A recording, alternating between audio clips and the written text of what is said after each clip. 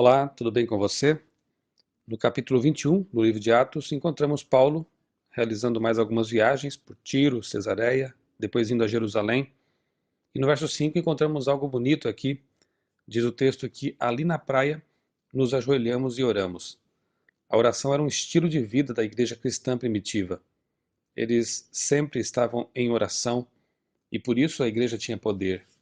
Temos que imitar esse exemplo também daquelas pessoas que amavam tanto a Deus que não conseguiam passar tempo sem falar com Ele.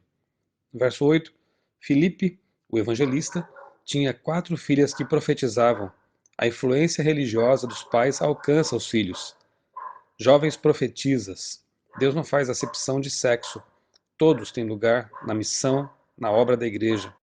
Versos 9 e 10 ainda, evangelistas, profetisas e profetas, Deus concede à igreja os dons de que ela necessita para o avançamento da causa, para a pregação do evangelho. No verso 13, o cristão deve estar pronto para morrer e viver por Jesus. Os irmãos se alegraram quando encontraram. No verso 17, os irmãos se alegraram quando se encontraram. Os cristãos devem estar felizes quando estão juntos, devem manifestar essa alegria quando estão unidos, reunidos, e isso a gente vê na igreja cristã primitiva também. Verso 19, devemos sempre testemunhar do que Deus tem feito em nós e nos outros por nosso intermédio. Paulo sempre contava, relatava aquilo que havia feito em suas missões, da conversão das pessoas, e com isso ele edificava a igreja, despertando em todos o senso de missão e o desejo também de, como ele, pregar a palavra de Deus por onde passasse. Verso 24, Paulo, cristão, continuou obediente à lei de Deus. A gente percebe claramente que não houve uma ruptura. Paulo deixou de ser judeu para ser cristão. Não, é uma continuidade. Aquilo que havia no judaísmo estava em conformidade com a palavra de Deus, Paulo prosseguiu, cumprindo, guardando, obedecendo. Ele era fiel à lei de Deus, porque a lei de Deus não pertence aos judeus, a lei de Deus pertence à humanidade.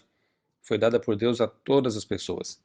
E Paulo, quando aceita Jesus como seu Salvador e Messias, ele continua, sim, obedecendo a todas as práticas bíblicas, judaicas, aquelas que Deus havia ensinado ao seu povo. Verso 25, a igreja orientou os gentios a se absterem de coisas que eram muito comuns aos pagãos, idolatria e imoralidade. Mesmo que os cristãos façam tudo corretamente, os ímpios sempre os acusarão. É o que vemos no verso 28. Verso 29, acusaram Paulo de levar gentios ao templo, que deveria ser a casa de oração para todos os povos, como está em Isaías capítulo 56. Infelizmente, os líderes judaicos daquele tempo não entenderam que o propósito do templo, que o propósito da nação judaica, era justamente atrair todos os povos, para que eles pudessem conhecer o Deus de Israel, o Deus verdadeiro.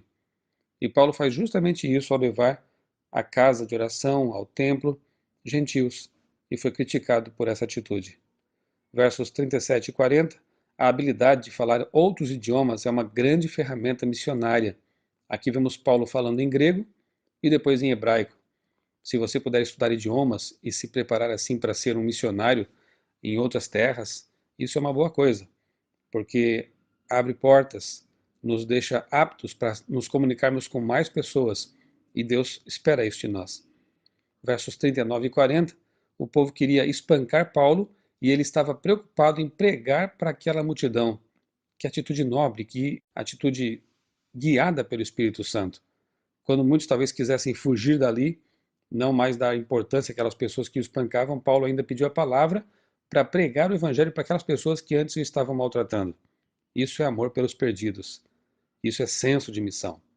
Paulo falou em aramaico, devemos fazer de tudo para facilitar a compreensão da mensagem. Ele, como bom pregador, sempre procurava adequar a mensagem ao seu público. Já vimos isso em outros capítulos, ele utilizando elementos da cultura, ele falando a língua que as pessoas compreendiam, ele facilitando o caminho para que a mensagem alcançasse a mente e o coração das pessoas. Sejamos imitadores de Paulo, porque ele imitava Jesus. Que possamos também receber o Espírito Santo de Deus e ser instrumentos de salvação por onde quer que andarmos. Eu sou o pastor Michelson Borges, desejo a você um dia muito abençoado na companhia de Jesus.